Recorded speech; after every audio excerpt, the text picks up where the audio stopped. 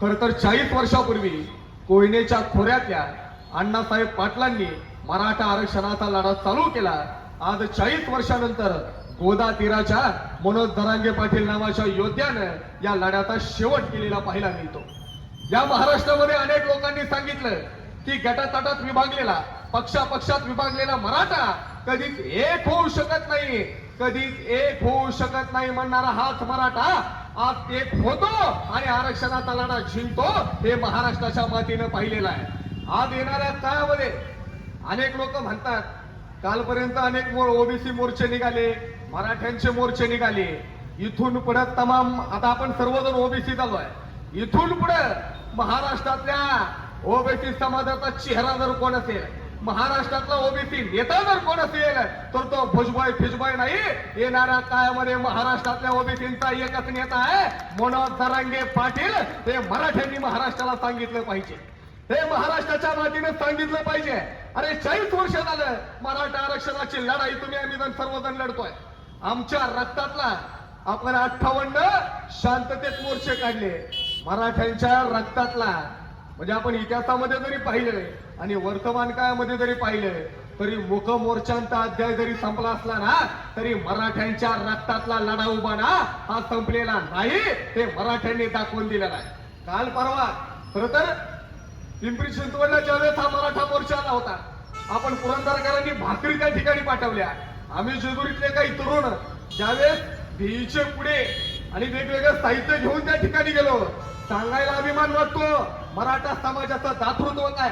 आम्ही रात्रीच्या 12 वाजता पिंपरी चिंचवडला पोहोचलो, पहाटे 5 वाजेपर्यंत आम्ही रस्त्यावरून जाणाऱ्या आपल्या मराठा बांधवांना वेगवेगळं साहित्य देत होतो. आमच्या समाजाचं वेगळेपण काय आहे, तुम्ही कुठेही वाटा, फुकट ज्यावेळेस दिलं जातं ना त्यावेळेस लोक रांगा लावून घेतात. मी खोटं बोलणार नाही, माझ्या सोबत असणारे तरुण या ठिकाणी साक्षीला आहेत. ज्यावेळेस आम्ही रस्त्यावरून जाणाऱ्या बांधवांना किंवा त्या बांधवांच्या गाडीमध्ये साहित्य देत होतो त्यावेळेस त्या दरांगे पाटलांसोबत जाणाऱ्या गाडीतली लोक म्हणायची आमच्या गाडीमध्ये भरपूर आहे, दुसरी कुणाला गरज असेल ना तर ते आपल्या बांधवांना द्या. अरे थंडीची तमा न बाळगता कोणत्याही म्हणजे आरोशाशिवाय आमचा मराठा बांधव मुंबईला जात असताना पाण्याच्या बॉटल्या किंवा वेगवेगळ्या प्रकारचं खाद्य दिलं ना तर माझं पोट भरलंय, दुसऱ्याला द्या हे सांगणारा मराठा समाज आहे. आणि म्हणूनच आम्ही सांगतो मराठ्यांचा लढा हा कुणाच्या वाट्याच्या भाकरीसाठी नव्हता, तर आम्हाला आमच्या वाट्याची भाकरी हवी आहे याच्यासाठी आमचा लढा होता. खरं तर अनेक लोक म्हणतात सोशल मीडियावर पाहिलं तर वेगवेगळ्या प्रकारचे मतप्रवाह आहेत की तह झाला, असं झालं, तसं झालं. आज या शिवतीर्थावरती सांगतोय मराठा आरक्षण देत असताना मराठा आरक्षण आपल्याला मिळाले असं आपण समजतो, पण मराठा आरक्षण देत असताना जे काही शब्द मराठ्यांना दिले आहेत हे जर पूर्ण केले नाहीत आणि मराठ्यांशी जर दगाफटका करण्याचा प्रयत्न केला तर या महाराष्ट्राचा इतिहास साक्षी आहे. अफजल खान या महाराष्ट्रावरती आला, अफजल खानानं छत्रपती शिवाजी महाराजांसोबत दगाफटका केला.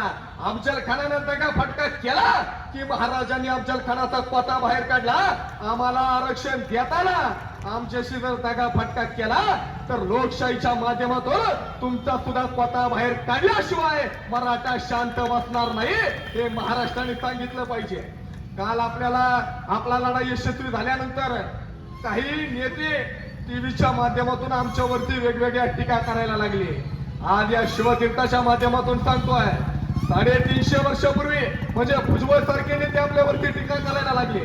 आता जाहीरपणे बोलावं लागणार आहे 350 वर्षापूर्वी या मराठ्यांनी औरंगजेबाला पळू मारलं, 350 वर्षापूर्वी या मराठ्यांनी आदिलशहाला पळू मारलं, 350 वर्षापूर्वी या मराठ्यांनी निजामाला घरात घुसून मारलं. छगन भुजबळ तुम किस झाड की पत्ती हो, नाच करायचा पण मराठ्यांचा नाच करायचा नाही. तिथला ओबीसी बांधव आमच्या सोबत आहे. अरे एका गावामध्ये एका ताटात खाणारे आम्ही माणसं आहोत, आग लावायची कामं तुमच्यासारखी लोक करतायत. आग लावणारे मराठे नाहीत, आग विझवणारे मराठे आहेत, हे महाराष्ट्राच्या मातीत आम्ही सांगितलं पाहिजे.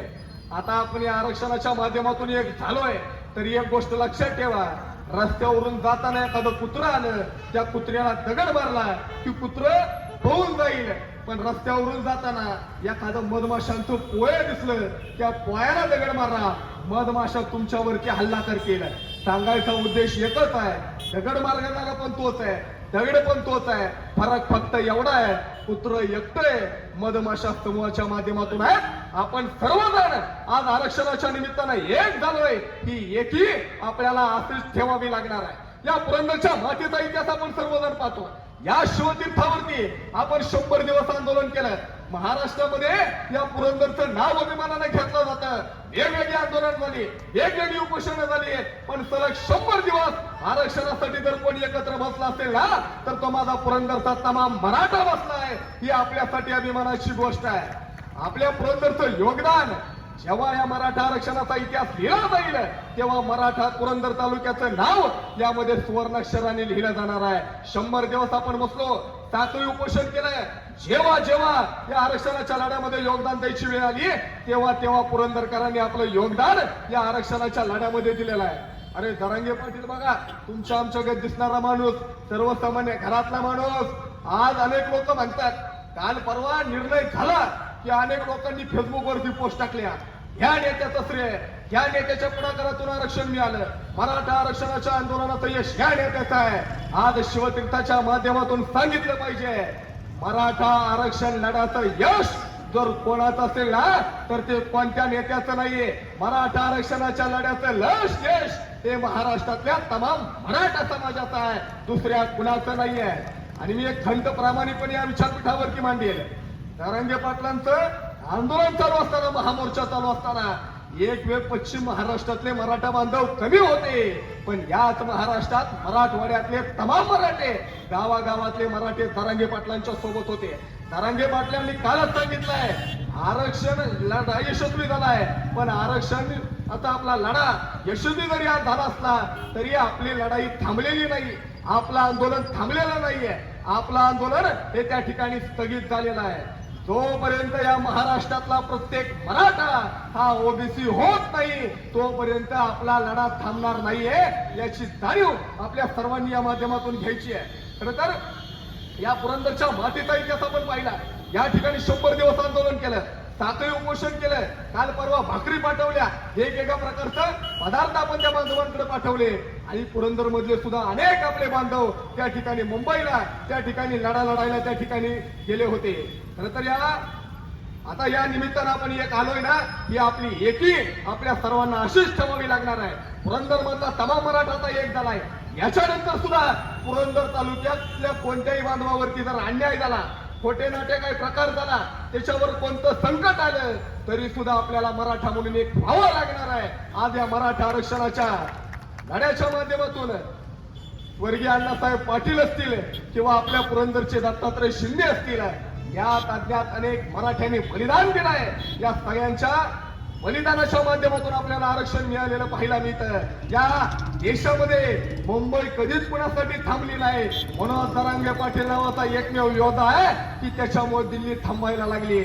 आणि एका नेत्याने मध्यंतरी विचारलं होतं, आपल्यावरती टीका करताना एक नेता म्हटला होता, या महाराष्ट्राचा 7/12 काय मराठ्यांच्या मालकीचा आहे का?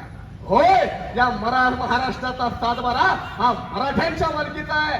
म्हणून महाराष्ट्र शांत आहे. महाराष्ट्र जर आमचा नसताना तर आरक्षणासाठी कधीच आमच्या बांधवांनी काही केलं असतं, पण महाराष्ट्रात एकही चुकीची घटना घडली नाही, कारण महाराष्ट्राचा 7/12 आम्ही आमचा मानतो.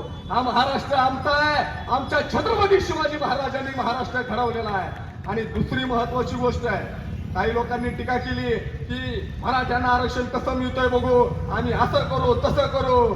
मराठ्यांवरती टीका करताना अनेक चुकीचे लोक बोलून गेले. आपण त्या खालच्या थराला जाणार नाही, पण ते भुजबळ असेल, शेंडगे असेल तर पडायकर असेल, यांना कळलं पाहिजे की मराठा आता एक झालाय. मराठा एक झाला की काय होतं हे आपण सर्वांनी पाहिलंय. काय सरकारचा GR आला काल अध्यादेशाला, या ठिकाणी मॅडम बोलणार आहेत, पण त्यातल्या काही गोष्टी आपण जर पाहिल्या तर कुणबी म्हणून नोंद ज्यांची आहे त्यांच्या नातेवाईकांना सगळे सोयऱ्यांना आरक्षण मिळणार आहे. मात्र काही गोष्टींची अजूनही त्या ठिकाणी उघड होणं गरजेचं आहे. कारण मी पश्चिम महाराष्ट्रातला आहे, माझ्या जातीच्या दाखल्यावरती मराठा आहे, माझ्या पाठीमागे कुठंच कुणबी नोंद आलेली नाही, पण माझी बायको विदर्भाची आहे आणि माझ्या बायकोच्या दाखल्यावरती कुणबी म्हणून उल्लेख आहे. मग तिच्यामुळे आता माझ्या मुलीला आरक्षण मिळणार का? या गोष्टी सुद्धा आपल्या सर्वांच्या समोर आल्या पाहिजेत. शिक्षणाच्या फी बाबत म्हणजे माझं सारखं पोरगं, मी 10वी नंतर पुण्यात कॉलेजला गेलो ज्यावेळेस इतर समाजाचं काही समाजाची पोरं 2,000 रुपये फी भरत होती, काही समाजाची पोरं 15,000 रुपये फी भरत होती, त्यावेळेस माझ्या बापानं कष्ट करून माझ्यासाठी 40,000 रुपयाची फी भरलेली आहे. हे आम्ही उपभोगलेलं आहे. शाळेमध्ये जाताना, कॉलेजमध्ये शिकताना 1,000 रुपयांच्या फी आमच्या पोरांनी भरलेल्या आहेत. माझ्या बापानं आयुष्यभर दुसऱ्याची घरं रंगवली.